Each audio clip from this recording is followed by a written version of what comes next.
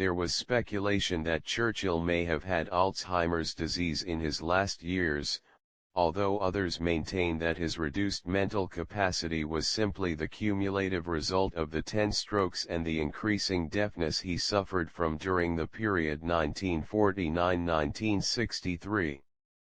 In 1963, U.S. President John F. Kennedy, acting under authorization granted by an act of Congress, proclaimed him an honorary citizen of the United States, but he was unable to attend the White House ceremony. Despite poor health, Churchill still tried to remain active in public life, and on St. George's Day 1964, sent a message of congratulations to the surviving veterans of the 1918 Zeebrugge raid who were attending a service of commemoration in Deal, Kent, where 2 casualties of the raid were buried in the Hamilton Road Cemetery.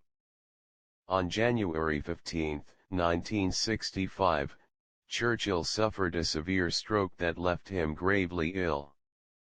He died at his London home 9 days later, at age 90, on the morning of Sunday, January 24, 1965, 70 years to the day after his father's death.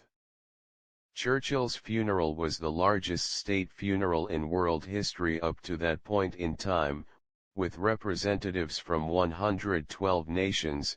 Only China did not send an emissary.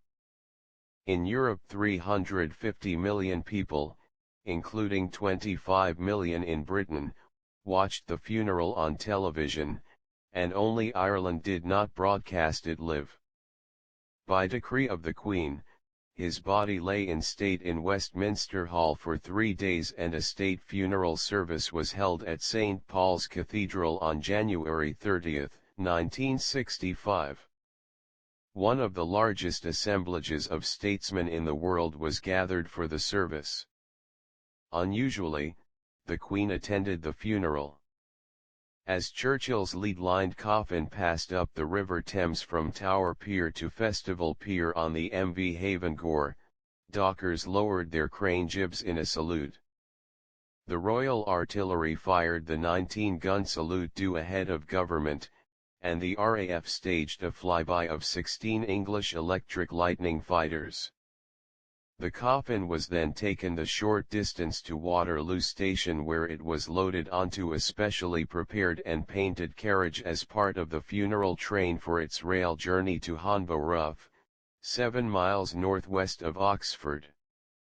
The funeral train of Pullman coaches carrying his family mourners was hauled by Battle of Britain-class steam locomotive number 34051 Winston Churchill. In the fields along the route, and at the stations through which the train passed, thousands stood in silence to pay their last respects. At Churchill's request, he was buried in the family plot at St. Martin's Church, Blawton, near Woodstock, not far from his birthplace at Blenheim Palace. Churchill's funeral van, former Southern Railway van S2464S, is now part of a preservation project with the Swanage Railway, having been repatriated to the UK in 2007 from the US, to where it had been exported in 1965. Later in 1965, a memorial to Churchill, cut by the engraver Reynolds Stone, was placed in Westminster Abbey.